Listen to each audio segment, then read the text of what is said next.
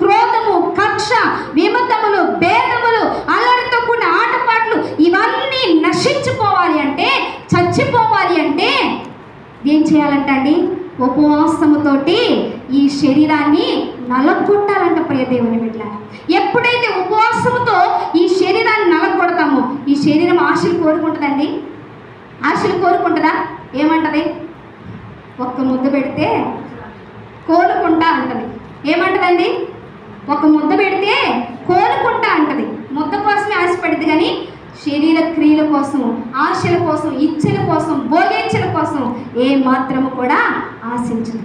ప్రియ దేవుని బిడ్డలారా, అపోస్తలుడైనటువంటి పౌలు గారు అదే అంటా ఉన్నాడు.